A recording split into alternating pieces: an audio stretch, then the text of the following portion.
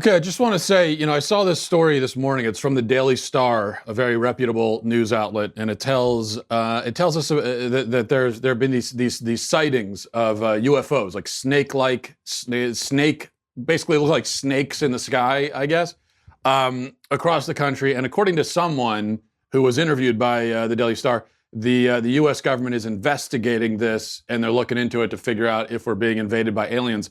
They're very concerned about it, about the snake crafts that are in the sky. And I just want to say that I, especially after watching the debates last night, I am rooting so hard for an alien invasion at this point. Not foreign aliens. We already got that going on. But like extraterrestrials basically coming here and enslaving mankind. I really am rooting for that. I think that would be great.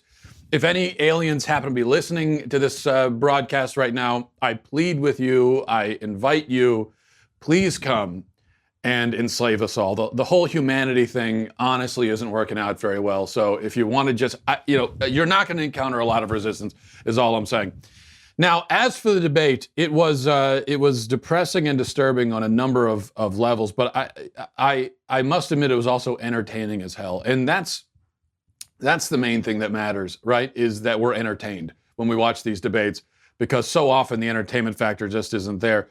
I really enjoyed it. In fact, there was one point in the debate, and this always happens, right? You always have the goody two-shoes who does this when you've got people screaming at each other and the audience is enjoying it. We're eating our popcorn, loving every second of it. And then someone always jumps in and says, hey, guys, this isn't what the American people want to see. So last night it was, I think it was Buttigieg who stepped in during the screaming match and said, guys, this is not why Americans tune in to debates. And of course, we're all thinking, no, that's exactly why we tune into debates. This is exactly what we want to see. Now, if you're part of the Democrat Party, it's probably not good for you. It's pretty embarrassing. But for the rest of us, I really like it. You had Bernie shouting and until he lost his voice. You had Kamala, I think, was basically drunk and erupting into laughter at inappropriate times. You had Andrew Yang tossing money into the crowd.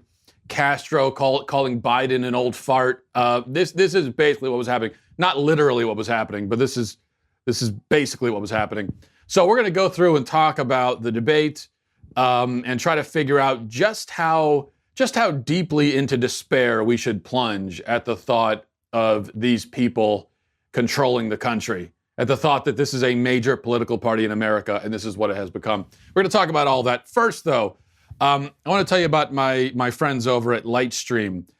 Credit card bills are something that we all deal with. Every month you get them, multiple payments, multiple due dates. It's hard to keep track of all of it. Wouldn't it be easier if you had all those payments in one, if just one payment at a lower rate? What if you could do that instead? Well, you can. With a credit card consolidation loan from my friends at Lightstream, you get a rate as low as 5.95% APR with autopay. That's lower than the average credit card interest rate of over 19% APR. Plus, the rate is fixed, so it will never go up over the life of the loan, so you have that guarantee, that peace of mind. And that's one of the main things you're getting out of this, and that's what we all need, I think, in life, is peace of mind. So just for my listeners, apply now to get a special interest rate discount. The only way to get this discount is to go to lightstream.com/Walsh. That's lightstream.com/Walsh. Subject to credit approval. Rates include 0.5% auto pay discount. Terms and conditions apply, and offers are subject to change without notice. Visit lightstream.com/Walsh for more information. Okay, so the debate last night, a debate where Jorge Ramos helped moderate from Univision. He helped to moderate the debate, breaking into Spanish at various points for no apparent reason. And here's the thing. Jorge Ramos is an American citizen. He's about 60 now. He became a citizen when he was 50 years old. But he is, and I was reminded of this last night when I was slightly critical on Twitter of Jorge Ramos's involvement in the debate. And my criticism stems from the fact, not from the fact that he's of Mexican descent, but the fact that he is staunchly opposed to American sovereignty, very clearly, and always has been. So I have to admit that it rubs me the wrong way. It does. I mean, I was told last night, this makes me racist. You're a racist. How dare you? But it doesn't seem racist to me. That it does rub me the wrong way when people come here and even if they move and become citizens, and then turn around and lecture us about American sovereignty and tell us why we shouldn't have borders. I don't like that. I don't like it. I admit. And that was Ramos's function at the debate, was to sit there and lecture the presidential candidates and to try to prompt them to essentially disavow American sovereignty, which this is a Democrat debate, so they were more than happy to do. But that doesn't make it any less of a repulsive spectacle, in my view. I mean, what do you think? Do you think... Hold on a second. I feel like Bernie at the debate last night. I'm losing my voice. Do you think Mexico, for its debates, do you think it brings in American journalists to lecture its candidates about its border enforcement? Do you think they do that? Well, I sort of doubt it. Do you think any country in the world has candidates who break into English? Do you think any non-English country in the world has candidates who break into English just to try to impress everybody? I really doubt it. This is all unique to our situation because America is the only country in the world that's supposed to feel ashamed of enforcing its borders. It's the only country that isn't allowed to have borders. Everyone else can have borders. Mexico has borders. They enforce it. As is discussed sometimes, Mexico has its own southern border. They enforce it. But no, we're not allowed to do that. And someone from Mexico can come here, even if they move here, and tell us, no, you can't have borders. Shame on you. And we're not allowed, but you can't have any problem with that. All you're allowed to do is just sit silently and say, okay, sir. Yes, sir. I'm sorry, sir. Yes, sir. If you try to speak up and say, what are you doing coming here and telling us what? If you do that, racist, that's racist. All right.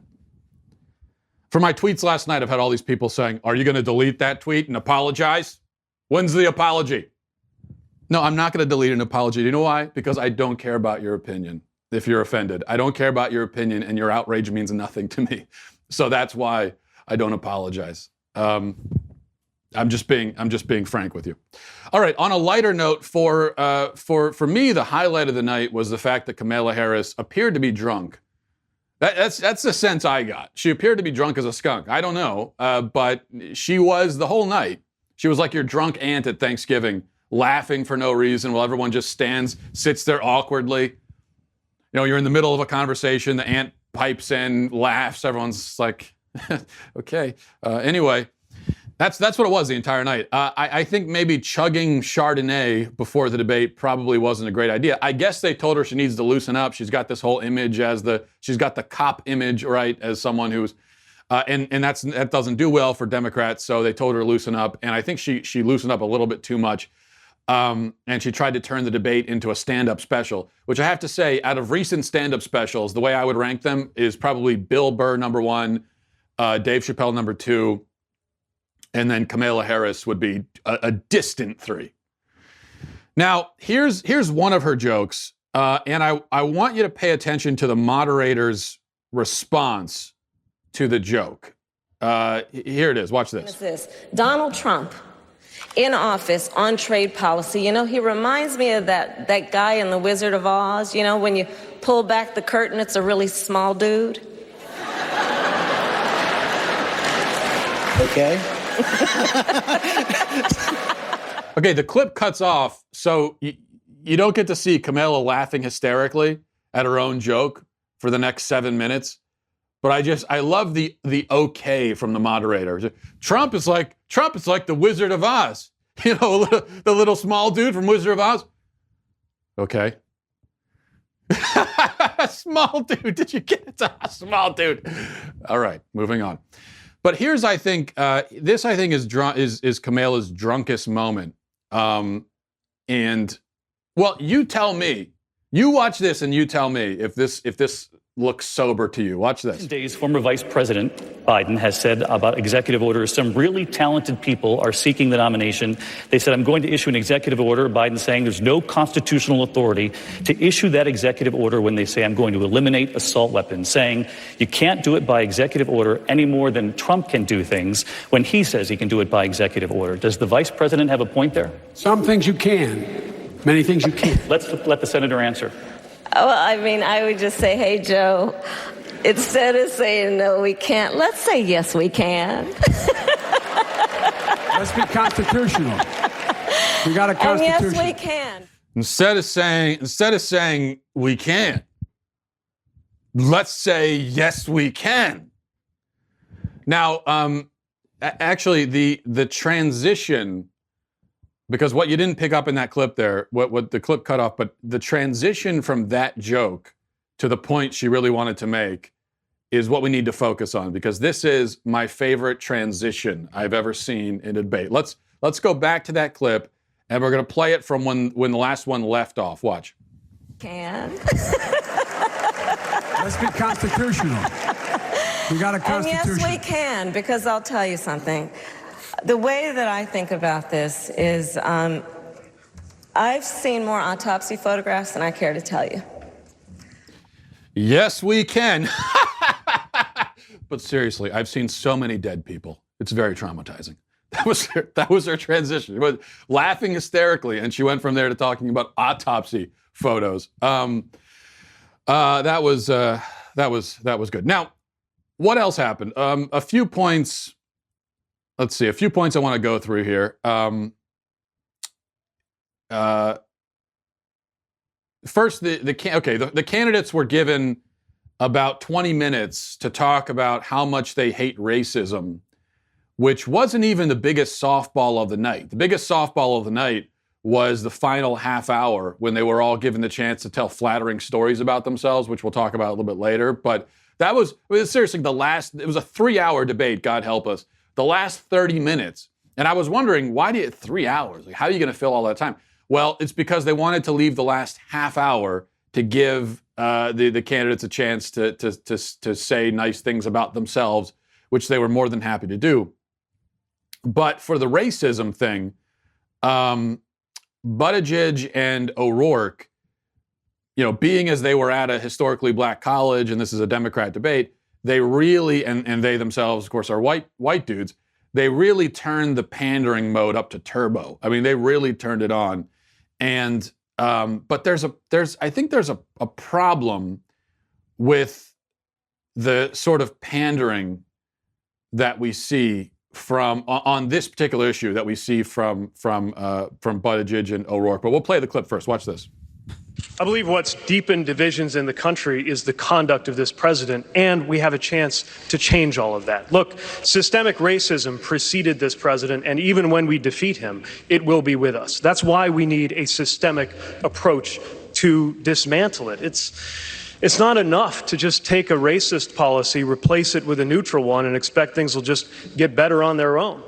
Harms compound. In the same way that a dollar saved compound, so does a dollar stolen. And we know that the generational theft of the descendants of slaves is part of why everything from housing to education to health to employment basically puts us in two different countries. I have proposed the most comprehensive vision to tackle systemic racism in every one of these areas, marshaling as many resources as went into the Marshall Plan that rebuilt Europe, but this time a Douglas Plan that we invest right here at home to make sure that we're not only dealing with things like the over-incarceration of black Americans, but also black solutions, entrepreneurship, raising to 25% the target for the federal government to do business with minority-owned businesses, investing in HBCUs that are training and educating the next generation of entrepreneurs. We can and must do that, but that means transcending this framework that pits us against each other, that pits a single black mother of 3 against a displaced auto worker. Because where I come from, a lot of times that displaced auto worker is a single black mother of 3. We've got to say that and bring people together. Okay, there's Buttigieg on racism, but I think again there's an issue with the way that O'Rourke and Mayor Pete try to address this particular issue, and we'll talk about that in a second. But first, a word from our friends at Vincero Watches. As you can see, I'm wearing one of their great-looking watches right now, and this is what I want to tell you about. This is the best time for you to get one of these watches as well, because their biggest sale of the year is happening right now as we speak. Here's the deal: the more you shop, the more you save. It works just like that. You could literally save hundreds of dollars, and this is the time to do it right now. We got the holidays that are still a little bit in the future, but why not start? You could buy it for yourself. You could buy gifts as well. And you only have this chance once a year. That's it. Everything on the site is on sale. No exclusions, no exceptions. Even the all-new collection that they just dropped that is also available on sale. Products do sell out though, so don't wait to buy. Go now, because listen, when it comes to watches, this is the best bang for your buck that you're ever going to have the chance to get. It really is as simple as that. Go to vincerowatches.com. That's VINCERO watches.com and start saving on amazing watches that I'm telling you look a hell of a lot more expensive than they actually are. vincerowatches.com. All right.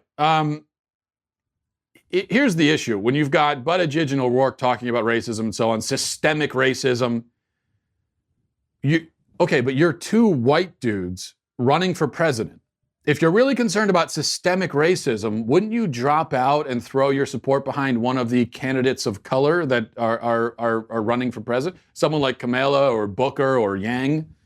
Aren't you basically saying, if you think that there's systemic racism in this country, that it is ingrained in our system, then aren't you really saying systemic racism is a huge problem and the best person to fix it is me, a white man, rather than a black man or a black woman or an Asian man? See, that doesn't make much sense to me. It's the same problem that these pandering men have, like Biden, when they say, oh yeah, I'm gonna pick a female VP because it's about time that we had a female in the White House. She shouldn't be at the top though. She should be right below me. She shouldn't be at the top of the food chain. She should be one step below it. If you really feel that way, but if you really feel like it's so important we have a woman in the White House that I'm gonna make her my VP, then why are you trying to take votes from female candidates? Why not offer your services as a woman's VP? Okay? Rather than trying to make it the other way around. That's what doesn't make any sense. And that's where I think the pandering comes back to bite them in the butt. Now, healthcare. They talked a lot about healthcare. I'm not going to play any clips, but there was an interesting blow up over healthcare. And we see this every time there's a Democrat debate where you've got Warren and Sanders insisting that everybody will magically get free health care. And meanwhile, you've got a few remaining not yet full-blown socialists who at least sort of understand that you have to be able to pay for things. And so they're demanding that Warren and Sanders explain how they're going to pay for this stuff, and they can't do it, because there is no way to pay for it other than massively raising taxes on everyone. But Sanders doesn't understand. Sanders is just yelling and screaming and waving his arms around like a maniac. He doesn't understand anything. Warren, too, is completely out of touch with reality. And I thought that Warren's problem of being out of touch was profoundly demonstrated by her opening statement. Let's give a listen to that. So I was born and raised in Oklahoma, but I'm sure glad to be in Texas tonight. All three of my brothers served in military bases here in Texas. That was their ticket to the middle class.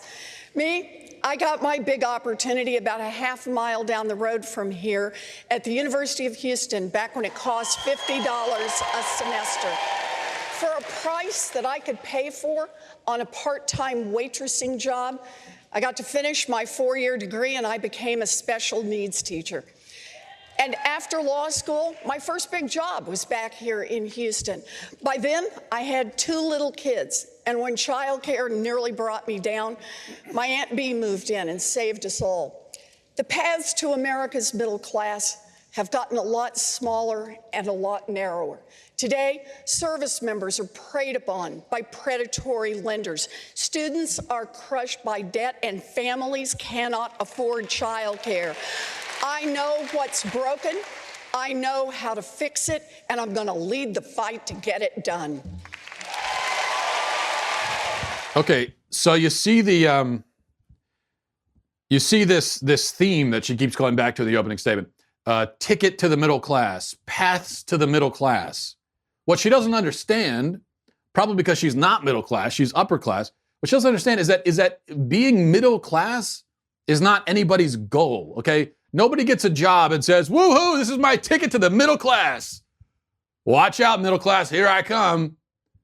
I'm making $65,000 a year. My goals are complete. I am in the middle class. Smooth sailing from here on out. No, people aspire to more than that. Okay, most of us end up in the middle class sort of by default. That's the thing. all of this this sucking up that candidates do to the middle class, and the middle class is so great. That's everyone in the middle class. You end up there by default. It's not, you didn't want to be middle class. It's just that's where you are. But the point is, everyone, people aspire, they strive to move up. That's what everyone wants to do. And there's not anyone saying, well, let me get to middle class. Let me get to, right there, right in the middle, and I'm done. I'm good to go. It's not the way it works. If you're poor, you'd rather be middle class than poor, but you'd also rather be well off than middle class, because that's where people's aspirations and dreams and goals go, whether or not they're ever achieved. But what we hear from Democrat politicians is what they're telling us is, well, we should get to middle class. You should be satisfied with that. That's all. Now, I, as a Democrat politician, I can be rich, right, and have 3 houses or whatever, but you should be satisfied and happy right there. We're going to keep you right there. That to me is a very concerning attitude. Speaking of concerning attitudes, whole conversation about guns and gun violence. Beto O'Rourke went off on his whole thing. Now, he's going all in on gun confiscation, saying, yeah, we're going to take the guns. We're going to buy them back, which is to say we're going to steal your guns and then compensate you with whatever amount of money we decide. Which is, like we talked about last week, it's really your own money. So we're going to take money out of your pocket and use it to buy your gun from you by force, and then you're supposed to be happy with that. So Beto's talking about gun confiscation, and there's a lot of conversation about gun violence and gun deaths and all these statistics flying around about how many gun deaths there are. And the only thing I want to say about that, because I think it bears repeating every time this subject comes up, when you hear all these scary statistics about gun violence and gun deaths specifically, we should always remember the gun death figure, whatever it is, whatever they're going to say it was for 2018, whatever it ends up being 2019. Nearly 2/3 of those gun deaths are suicides, which is tragic and terrible. And what we really learned from that is that there is a suicide epidemic in this country. There are a lot of people committing suicide, and that's something we should be talking about. But the reason we don't talk about that is that it would be absurd, obviously, to blame suicide on a gun. Even Democrats aren't at the point yet where they would do that, because they realize that, look, if somebody wants to kill themselves, there are many ways to do it, and if they don't have a gun, there are dozens of other ways that they could potentially kill themselves. So to blame it on the gun, you can't do it. It makes no sense. Now, it also makes no sense to blame a mass shooting on a gun necessarily, but and they have no problem doing that. But to blame a suicide on it is even more of a stretch, which is why they don't want to talk about that. Instead, they lump everything together. But 2/3 are suicides. If you're talking about the problem of people killing other people with guns, you cannot lump suicides in with that. That's a different category of thing. Tragic, sad, terrible, something that we need to talk about and address, but you cannot put it in the same category as a mass shooting. It's a completely different phenomenon. So we should always remember that. All right, putting the issues to the side for a moment, I want to say one other thing about the debate. I want to say something about Joe Biden, because Joe Biden, I think, had a fairly disastrous performance. I think all of his performances at the debates have been bad. I think his performance in general on the campaign trail has been pretty bad.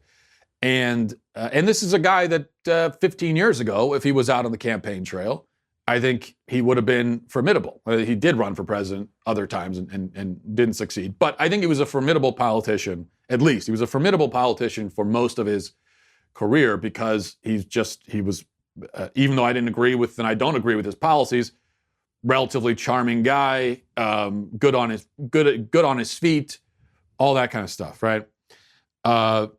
Quick thinker. Well, he's 77 years old now, and he's lost a lot of that. And that's what happens to everybody. If you live long enough, it's going to happen to you, where you get older and your mind doesn't work as quick anymore and your body starts shutting down. That's it. Most men die before the age of 85. At 77, you are probably only a few years from death. That is the sad reality of being puny mortals in living in the physical world. So I think it's been a sad performance overall. And at the debate last night, it was especially bad because he wasn't even making sense for most of the time. For instance, watch this clip right here. Nobody should be in jail for a nonviolent crime. As when we were in the White House, we released 36,000 people from the federal prison system. Okay, so he says nobody should be in jail for violent crimes. So embezzlement, child pornography, burglary, those are all nonviolent crimes. So you're telling me those should be legal? Well, no, obviously Biden doesn't think that, one would assume. It's just that he's not thinking clearly at all is the problem. Now here he is making a point. I'm not sure what the point is he's trying to make, but he does seem confused about what decade we're living in. We bring social workers into homes of parents to help them deal with how to raise their children. It's not that they don't want to help. They don't know quite what to do. Play the radio, make sure the television, make sure you have the record player on at night, the phone, make sure the kids hear words. A kid coming from a very poor school, or a very poor background, will hear 4 million words fewer spoken by the time they get there. There's so much no, I'm going to go like the rest of them do. Yes, record players. He's talking about record players. And this is what made it really sting when Castro essentially accused him of having dementia. Be enrolled, they wouldn't have to buy in. That's a big difference because Barack Obama's vision was not to leave 10 million people uncovered. He wanted every single person in this country covered. My plan would do that. Your plan would not. They do not have to buy in. They do not have to buy in. You just said that. You just said that 2 minutes ago.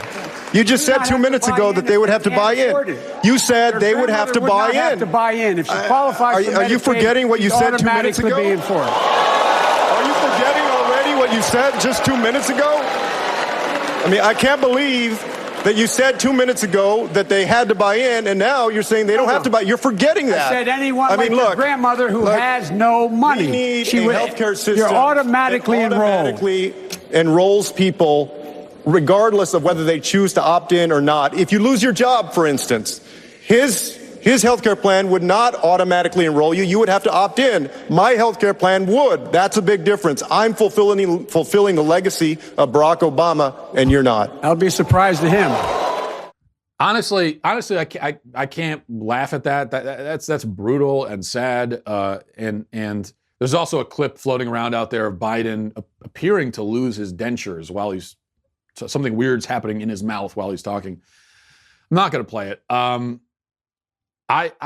don't get it with Biden. You're very old. You're rich. You've had a successful life. I mean, most people will never be vice president. Most people will never be senator. So you've done that. You've achieved more than a lot of people. Why not go home and enjoy your remaining years? Go home with your family. And why put yourself through this? He's not only having all these gaffes on the campaign trail, but at the first debate, he's accused of being racist by Kamala Harris. At this debate, he's essentially called senile by Castro. The guy's being embarrassed up there, and there's no reason. At least if he was a younger man, and you might say that, okay, this is his first foray, it's not working out, he could try again, but that's not going to happen for Biden. So why not go just be retired? Go play golf, take up fishing. You know how much I would love if I could just go fish every day and do nothing else? Well, that's what Joe Biden could do at the age of 77. It's similar to how I felt about Hillary Clinton, although Hillary Clinton is certainly a more repulsive human being, so it was a lot harder to feel sorry for. But even with Hillary Clinton, she's falling apart, having all these health problems. She's an old woman, grasping desperately for this last chance at power. And you think, why? What is it really worth it for all of this? Even if you win, you're going to only be in office probably for 4 years. That's all your body's going to be able to take. That's all and then you die soon after. You won't even be able to enjoy the fact that you had all this power. So I don't get it. And here's one thing I want to say about Biden in all seriousness. At the end of the debate, as I mentioned, they had this softball segment that went on for way too long, where they asked everybody, they gave everyone a chance to tell a flattering story about themselves, and they asked them, The question was, name a time when you overcame adversity. Okay, it was an actual question asked at a debate. The kind of question that, of course, will be asked of Democrats, but you'll never expect to see a question like that asked of Republicans. And Bernie talked about when he ran for mayor in Vermont. That was his overcoming adversity. Buttigieg talked about the fact that Mike Pence is mean.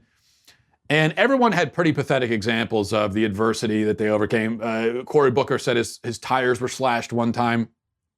Well, Biden talked about losing his wife and child in a car accident and then losing his son to brain cancer years later.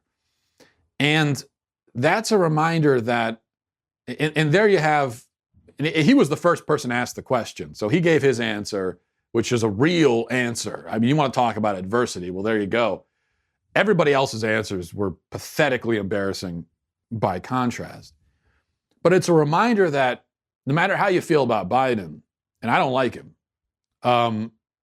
but he has nonetheless gone through the most painful thing any human can possibly endure. And every time I see Biden at one of these debates, I always think about that. He's gone through the most painful thing anyone can go through. Twice he's gone through it. And he managed to keep moving. He managed to at least pick himself up and move on. And that counts for something. I don't think I could do it. I don't think I could keep living.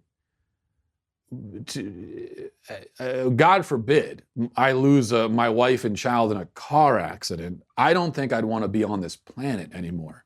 And certainly I wouldn't be able to function at any level anymore in society, or at the very minimum, it would take me years to be able to do that. But Biden has marched on, and I admire that on a human level. I wouldn't be human if I couldn't admire that. I made this point on Twitter, and of course there were sociopaths responding with, it's nothing special. What are you doing giving Biden credit? I mean, come on, let's be human beings. You go through something like that, that is, as I said, pretty much the worst thing that can happen to a person. Not pretty much. That is the worst thing that can happen to a person, to lose a child and a spouse, and then to have it happen again. And that's all the more reason why I think the guy should really just drop out and go home and be with his family and enjoy his remaining years. He doesn't need this. There's no reason for it. And I find it sad all around. I really do. All right. MattWalshShow@gmail.com. MattWalshShow@gmail.com is the email address. This is from This is from Adam. Says, hey, Matt, I agree with your take on the proposed e-cig ban, even though I think vaping is a dumb thing to do. I also want to comment on what you said concerning your own habits of cigar smoking and drinking. You said you don't mind having a few years of your life shaved off from these habits. I totally get where you're coming from, but you should also take quality of life into consideration, not just quantity. I work in healthcare on a daily basis. I see people with poor life quality caused from poor choices, especially those who have long smoking histories. They have low energy, frequently are short of breath, and often have to carry O2 tanks around everywhere they go. It doesn't look fun. I think most of us have room for improvement when it comes to taking care of our bodies. I know I do. The more we take care of ourselves, the more fulfilling our lives can be. That's my 2 cents on the matter. Keep up the good work. Yeah, well, that's certainly true. And that's why I say that the luxuries in life, whether it's alcohol or smoking an occasional cigar or having chocolate cake, whatever it is, and we all have things like that we enjoy, I think you got to do it in moderation, of course. But the point is, and if you don't do it in moderation, then, as you say, not only are you going to die sooner, but your life leading up to death is eventually going to become absolutely miserable because of the choices you've made. And so that's no way to have a healthy, happy, and fulfilling life. I guess my point only is that you could say, well, listen, yeah, you could have a chocolate cake, have a piece of chocolate cake every once in a while, and it's not going to kill you, or have a drink in moderation, it's not going to kill you. But you probably live longer if you didn't do that stuff at all. So from a health perspective, there really is no health benefit to any of that. Arguably, maybe with alcohol in very small doses, maybe there is, depending on what study you listen to. But probably overall, with all of those things, whether it's junk food or tobacco or alcohol, probably you'll live longer if you just don't touch it at all. And that's where I say, yeah, maybe that's true, but it also brings you a little bit of joy, a little bit of happiness. It helps you relax a little bit. And so to give all that up your whole life just to tack on a few more years at the end, I don't see how that trade is worth it. Although, yes, the trade of I'm going to do this in moderation so that I don't die at the age of 50, that trade is definitely worth it. All right, this is from Jenny, says, Dear Matt, I wanted to weigh in on the question of human suffering. You had mentioned that it's hard to understand why God doesn't just remove the suffering of innocent children or suffering caused by natural disaster. I am a Christian, and I believe that God does end the suffering for us, either through some sort of temporary relief and eventually through our death. It's difficult to understand because we want suffering to end immediately. We may suffer for a maximum of 80 to 100 years if you have a very bad life and suffer the entire time. But since we have immortal souls, if we only suffer for 80 to 100 years at an absolute maximum, what is 80 to 100 years as a percentage of eternity? My point is that those who are saved will have their suffering removed immediately as compared to the timeline of eternity. A lot of math, heavy subjects, but to lighten it up, I really enjoy your show. Thanks for the work. Thanks for your work. Well, Jenny, the point you raised, and I got several other emails making a similar point as we were talking about the problem of suffering yesterday on the show.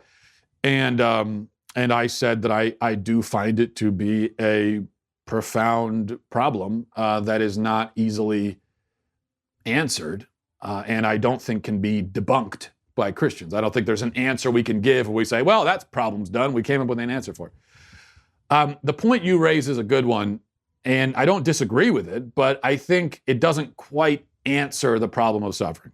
It's part of an answer. It's part of the picture, certainly. It's relevant, obviously, but it isn't enough to diffuse the question entirely, in my view. And I'll tell you why.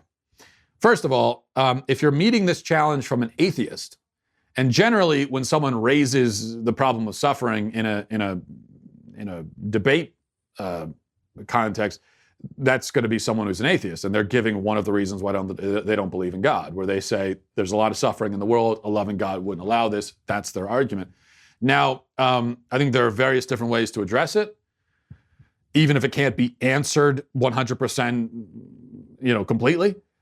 But I think in that context, bringing up heaven isn't going to work because they don't believe in heaven. So in order for that answer to work, you first have to prove the existence of heaven, which in and of itself is a tall order. And so that's the first thing to keep in mind. Now, second, talking as two Christians, I think the heaven answer, still leaves something to be desired, because for one thing, not everybody goes to heaven, right? So some people will go on to eternal suffering. So what about the people who suffer immeasurably in life and then go on to suffer immeasurably in the afterlife? Okay, so I think bringing the afterlife into this question really only makes the problem of suffering more pronounced. It really adds to the problem of suffering. Where, yeah, some people are going to heaven, but not everybody is. And so what about the life of misery and suffering for people who don't go? It's just misery and suffering the whole time, forever. And so I think in a way you've added another layer to the problem of suffering, and a more even difficult layer, I would say.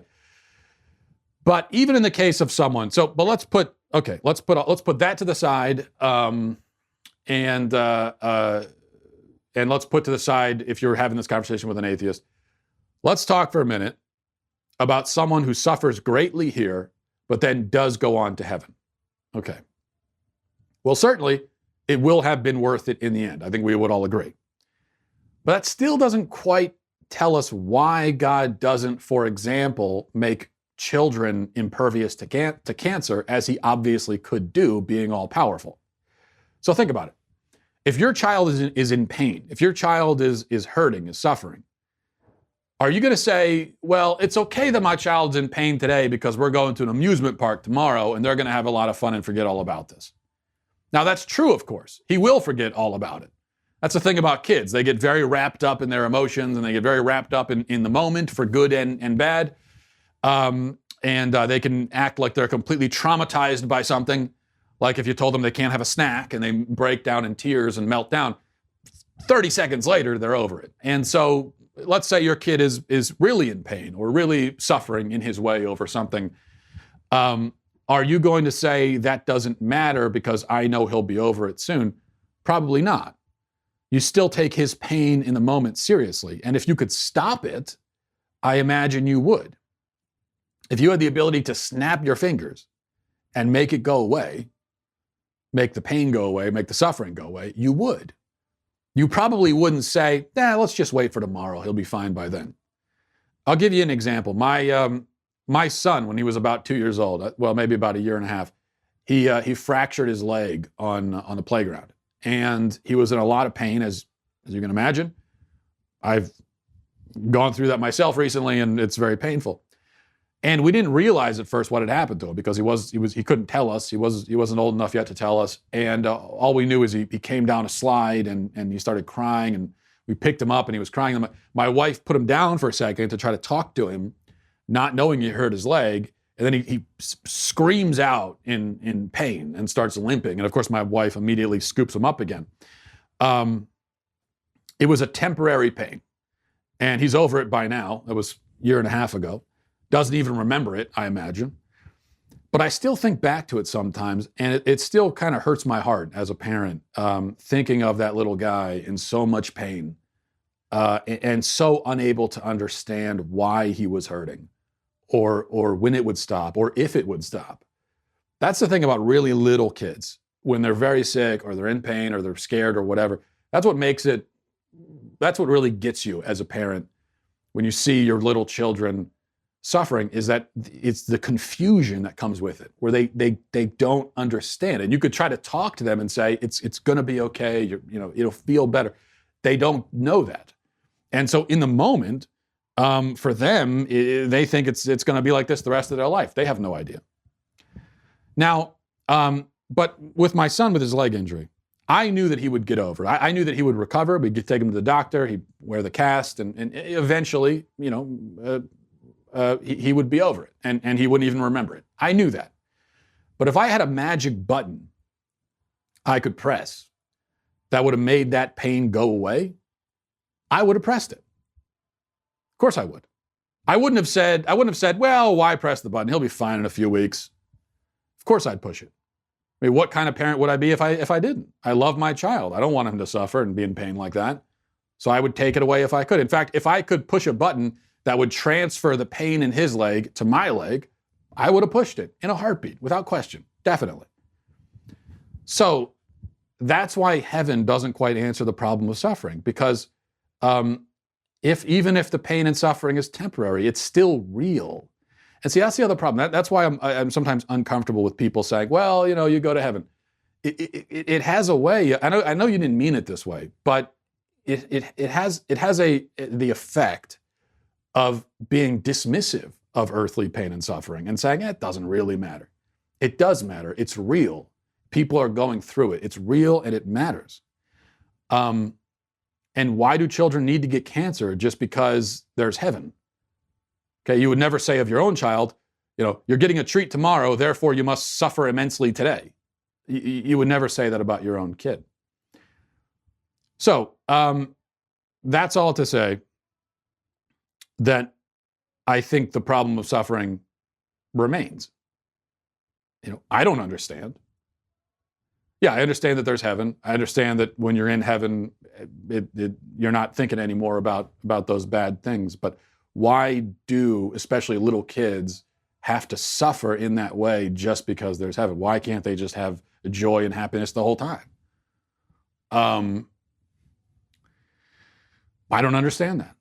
Now, I'm just being honest. Maybe I'm being a little too honest, but I don't understand it. I don't have the answer for that. I don't understand why God doesn't take the pain away from those children right now. I wish he would. I would. But I'm not God. So I have to have faith that there's a reason, that there is some answer out there that I just don't understand, and I don't think any of us understand. I don't think anyone on earth understands it because I've never heard a person give an answer that was completely sufficient, which tells me that none of us fully understand it. And I know it's really uncomfortable for us as Christians to admit when we don't understand something. And when we don't have an answer for something. We don't like to admit it, and we always want to pretend that we have an answer at least. But I think we have to be okay with not knowing and with not having the answer. I think we need to be okay with that. And I think it's okay to say, I really don't get this, and it troubles me. That's okay too, because that's real. That's just, we're human beings. We're trying to sort through this. And so when you see a child suffering and you feel angry and you feel helpless and you say, God, why don't you stop this? I mean, that's how we should react. That's how God wants us to react. That's a reaction of love. It's because we love those children and we don't want to see them in pain. And so I think God can take that sort of questioning, even the anger we have. And I admit I have that anger sometimes at God, where I say, what, when I see a story about a 4-year-old child, the one I talked about yesterday, 4-year-old child hunched over a toilet, vomiting from his chemotherapy treatments. And yeah, when I saw that, I felt some anger at God. I felt like, why don't you? You have the magic button. Why don't you press it? But I think that God can handle that anger. And I would even say that I think maybe he wants us to have some anger.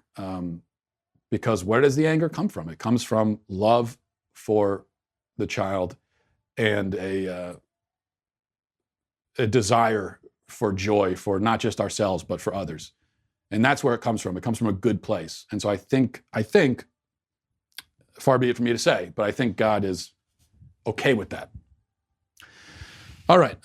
So that got really heavy there at the end. We'll leave it there. But I appreciate all the emails, by the way. I got a lot of emails on this, and all of them very interesting. And so I think it's good that we're talking about this and trying to work through it.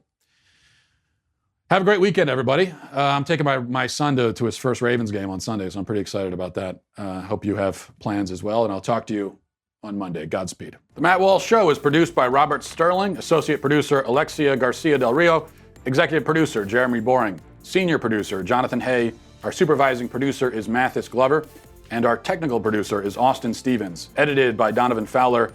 Audio is mixed by Mike Coromina. The Matt Walsh Show is a Daily Wire production. Copyright Daily Wire 2019.